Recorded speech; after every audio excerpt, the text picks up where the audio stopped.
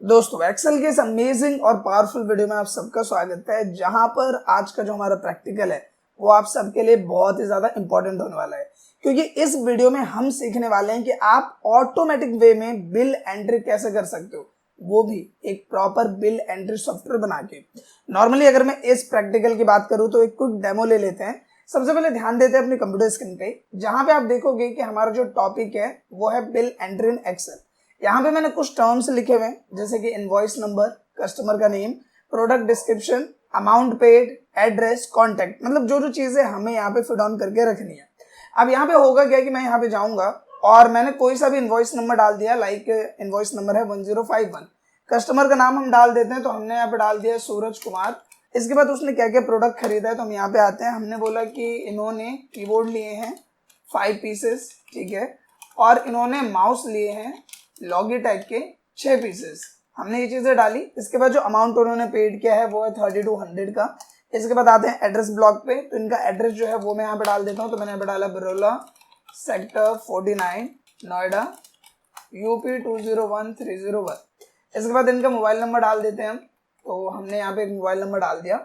अब देखो होगा क्या कि जैसे मैं यहाँ पे सबमिट बिल एंट्री पे क्लिक करूंगा, ये जो सारा डेटा है ये मेरे डेटाबेस में जाके एड ऑन हो जाएगा।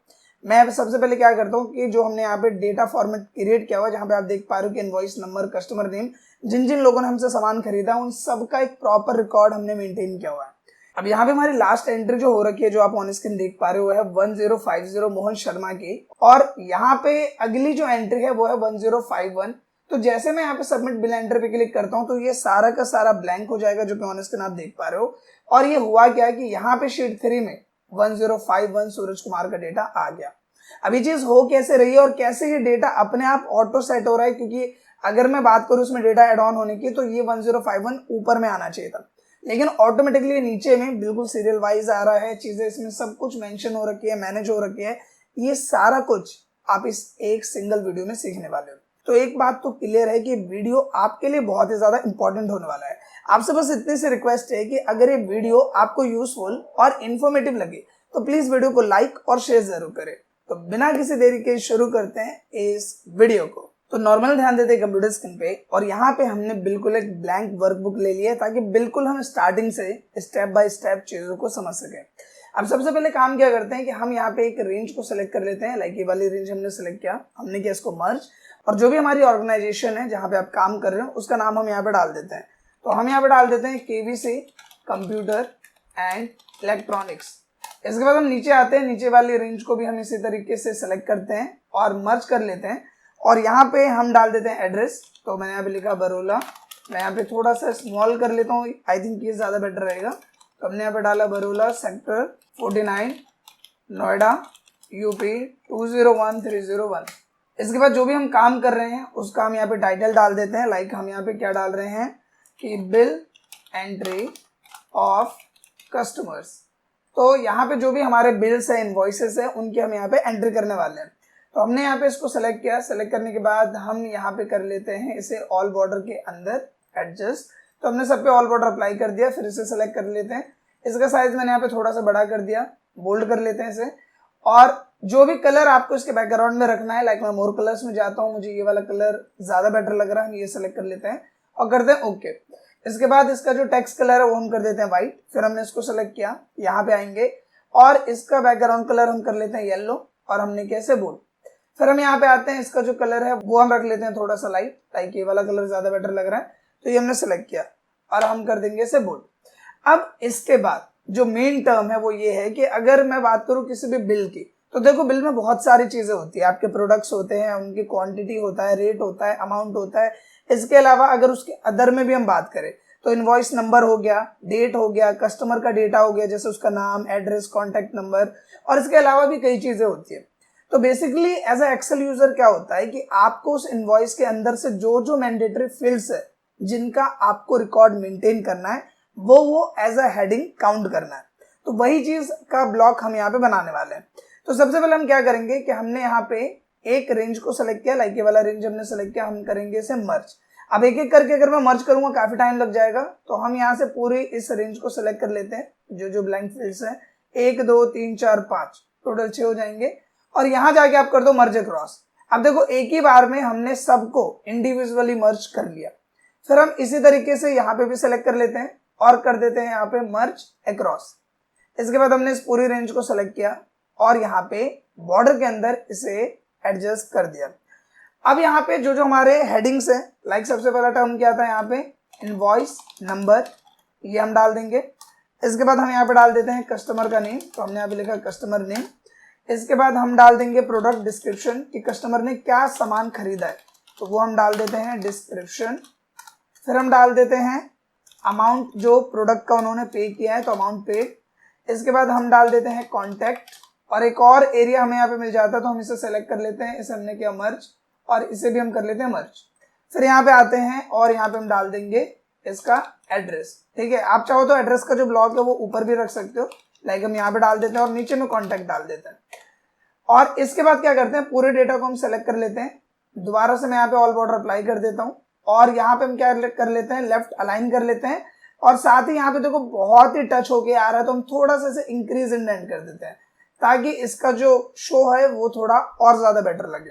इसके बाद हम क्या करते हैं, हम इसको सेलेक्ट करते हैं, थोड़ा सा फॉर्मेट इस पर अप्लाई कर देते हैं, लाइक ये जो डार्क कलर है हमने सेलेक्ट किया और जो टेक्स्ट कलर है वो हम कर देते हैं यहाँ पे व्हाइट। फॉन्ट आपको जो भी बेटर लगता है, लाइक आपको ये बेटर लग रहा है या फिर ये ज्यादा बेटर लग रहा है, तो जो भी आपको बेटर लग रहा है वो फॉन्ट आप यहाँ पे चूज कर सकते हैं। इसके बाद क्या करता हूँ मैं कि यहाँ पे थोड़ा सा डेटा हम लिख लेते हैं डेमो के लिए, लाइक हमने इनवॉइस नंबर लिख लिया यहाँ पे 1048, कस्टमर का नाम हम यहाँ पे डाल देते हैं सोनू कुमार। इसके बाद प्रोडक्ट हमने क्या क्या बेचा है, तो हम यहाँ पे बात करते हैं कि हमने यहाँ पे लॉगिटेक के कीबोर्ड और माउस बेचे हैं, तो हमने यहाँ पे लिखा लॉगिटेक कीबोर्ड एंड माउस। ठीक है, और वो हमने डाल दिया यहाँ पे कि 10 पीसेस का कॉम्बो हमने बेचा है, हमने यहाँ पे ये लिखा। इसके बाद इसे हम थोड़ा सा यहाँ पे ड्रैग कर देते हैं ताकि यहाँ पे स्पेस आ जाए। फिर हम अमाउंट पेड लिख देते हैं कि यहाँ पे टोटल जो अमाउंट पे हुआ है वो 2600 रुपये का अमाउंट पे किया गया है।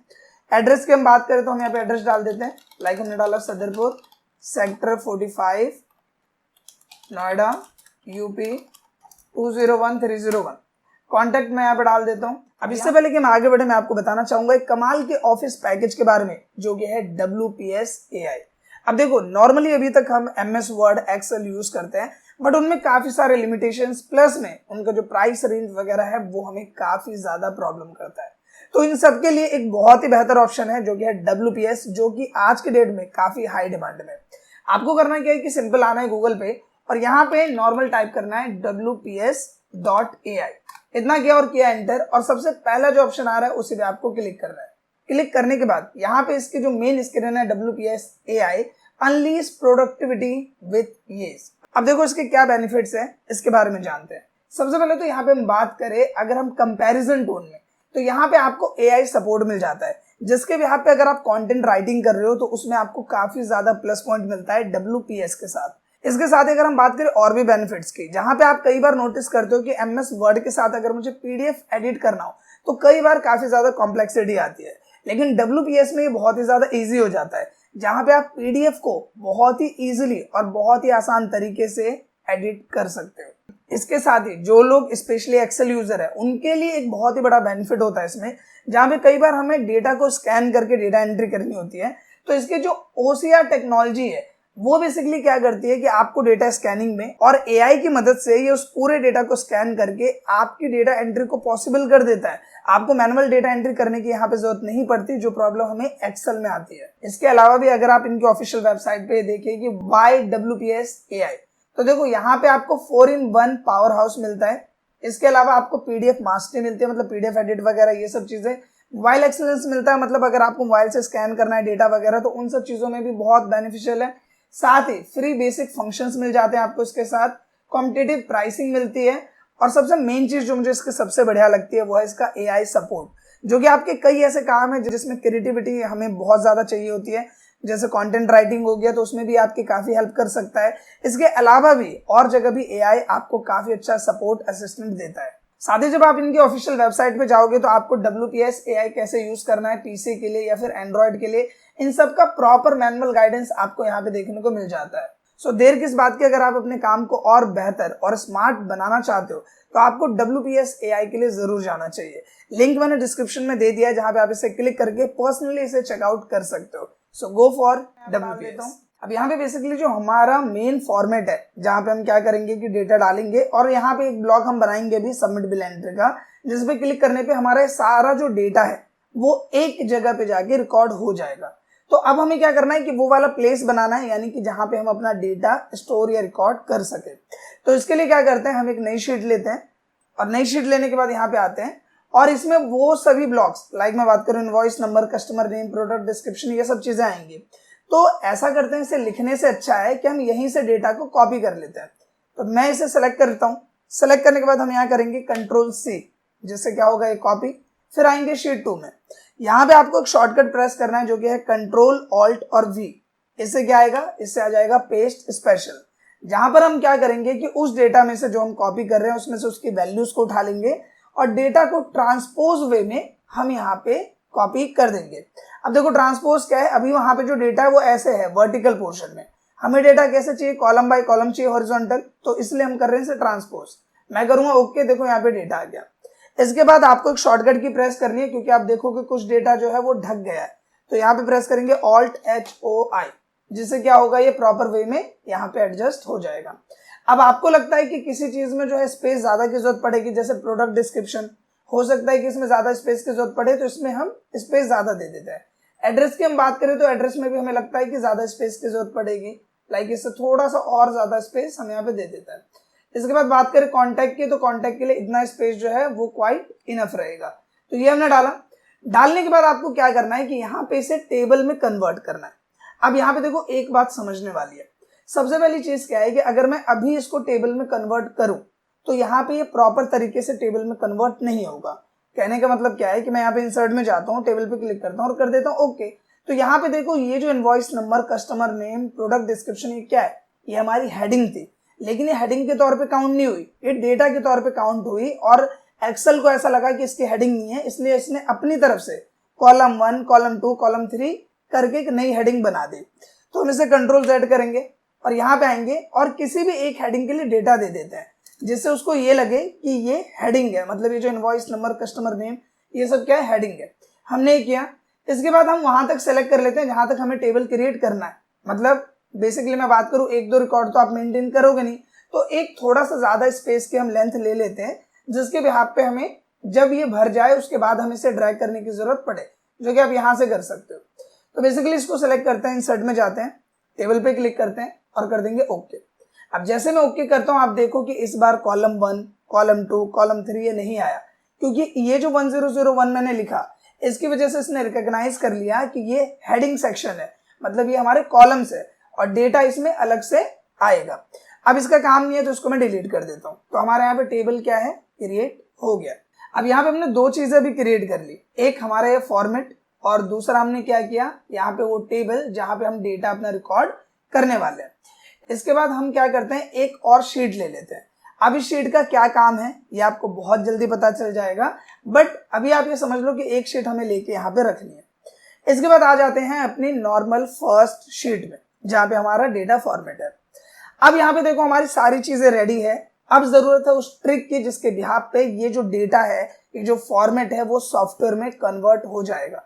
कैसे, देखो सबसे पहली चीज तो आपको यहाँ पे एक ऑप्शन मिलता है डेवलपर टैब का। अगर ये डेवलपर टैब आपके एक्सेल में नहीं आ रहा है तो आपको परेशान नहीं होना, आपको यहाँ जाना है customise quick access tool bar में और यहाँ पे ऑप्शन होगा मोर कमांड्स का, इसमें जाइए और यहाँ ऑप्शन मिलता है कस्टमाइज रिबन का। इस पर जब आप क्लिक करेंगे तो यहाँ पे देखो सारे जो मेन टैब्स है वो आपको दिख जाएंगे। तो हो सकता है कि जो डेवलपर टैब है आपका वो अनचेक हो, जिसकी वजह से वो यहाँ मेन्यू में शो नहीं कर रहा होगा। तो बस आपको चेक कर देना है और ओके कर देना है, और अगर वो नहीं होगा तो वो फिर आ जाएगा। अब यहाँ डेवलपर टैब में आएंगे तो यहाँ पे आपको एक बहुत ही इंपॉर्टेंट ऑप्शन मिलता है जो कि है रिकॉर्ड मैक्रो। और एज अ एक्सेल यूजर आप इस बात को समझ लीजिए कि मैक्रो एक बहुत ही इंपॉर्टेंट टर्म है जो कि हर एक एक्सेल यूजर को पता होना चाहिए। मतलब देखो अगर आपको VBA नहीं आता, विजुअल बेसिक एप्लीकेशन कोडिंग नहीं आती एक्सेल फील्ड में, और अगर आप बड़े बड़े काम करना चाहते हो जिसमें आप चाहते हो कि आपका घंटों का काम आसान हो जाए, आपको एक ही चीज के लिए बार बार मेहनत नहीं करना पड़े, तो मैक्रो वहां पे आपके लिए बहुत ही बड़ा रोल प्ले करता है। तो मैक्रो बहुत ही इंपॉर्टेंट है। मैक्रो पे प्रॉपर वीडियो चैनल पे अपलोड है, आप चाहें तो वहां जाके देख सकते हैं। अब बात करते हैं यहाँ पे हम मैक्रो का यूज कैसे करेंगे।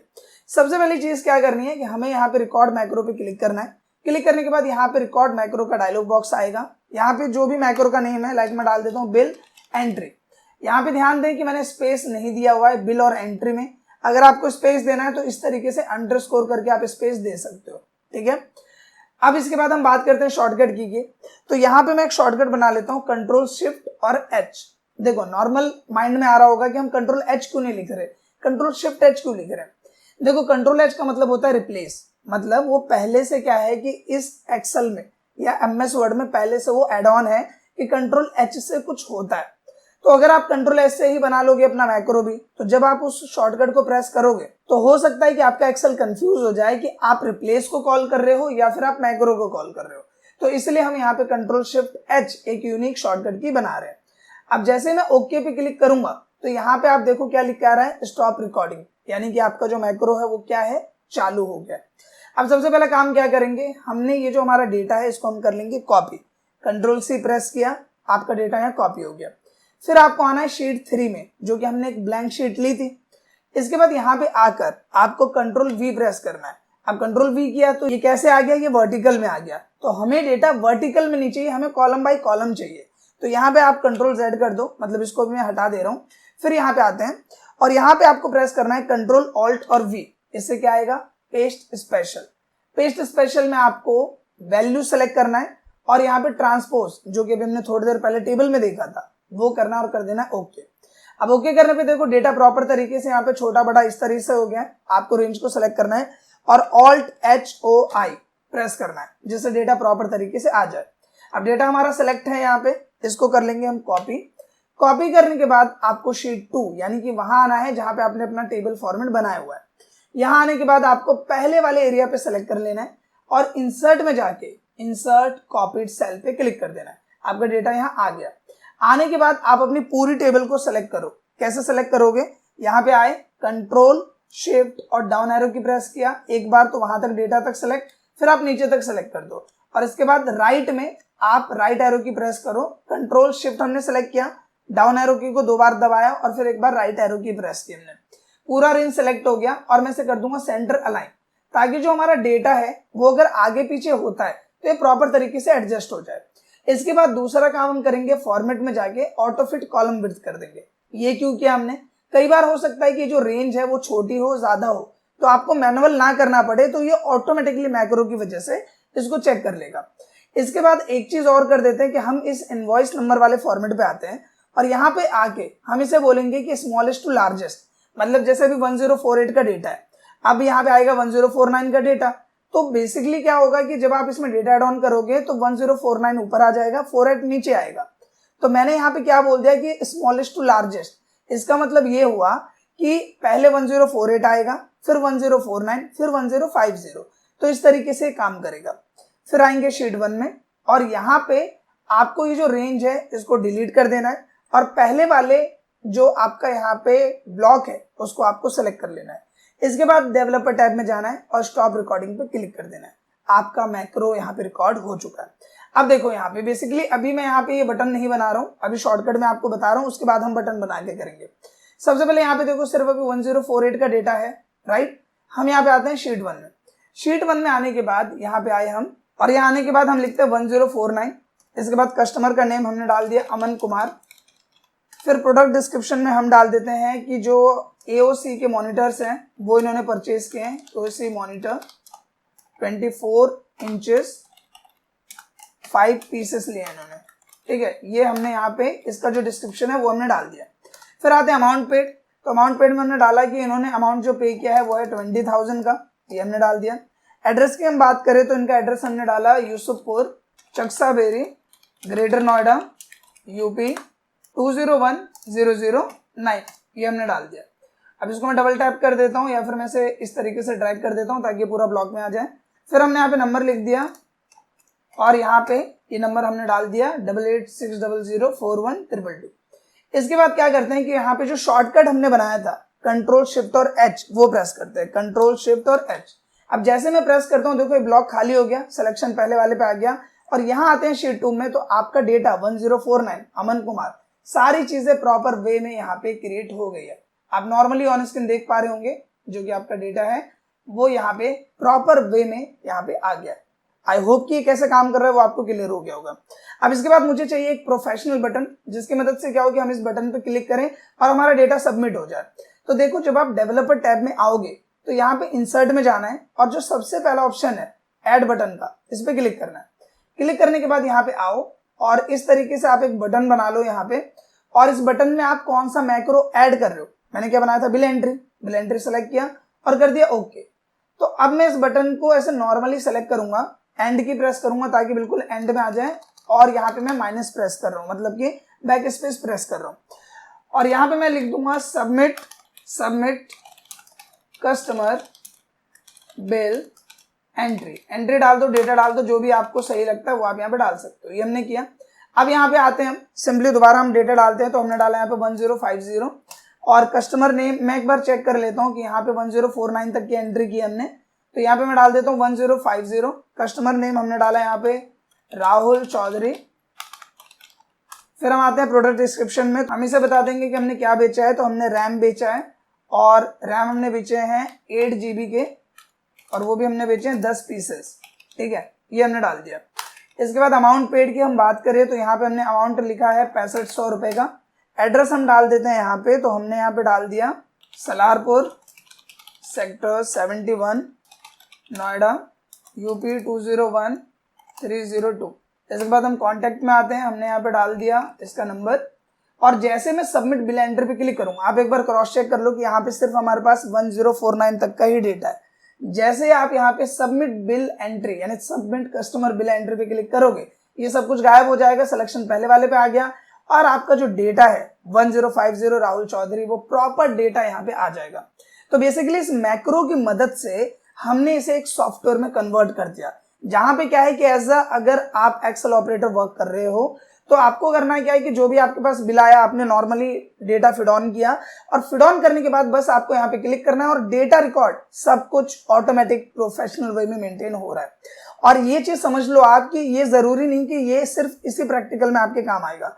आपने चीज सीख ली, हो सकता है कि आपकी कंपनी में आपको कोई ऐसा काम मिला हो जिसमें आप इसी तरीके के पैटर्न को यूज करके अपने काम को और ज्यादा आसान बना पाए। सो आई होप कि दोस्तों आज का जो वीडियो है ऑटोमेटेड बिल एंट्री, ये आपको अच्छे से क्लियर हो गया हो और इसमें जितने भी टर्म्स हमने सीखे वो सब आपको समझ में आए हो। अगर ये वीडियो आपको अच्छा लगा हो तो प्लीज इस वीडियो को लाइक करें, शेयर करें, साथ ही कमेंट करके अपना फीडबैक जरूर दें। मिलते हैं नेक्स्ट वीडियो में, तब तक के लिए थैंक यू।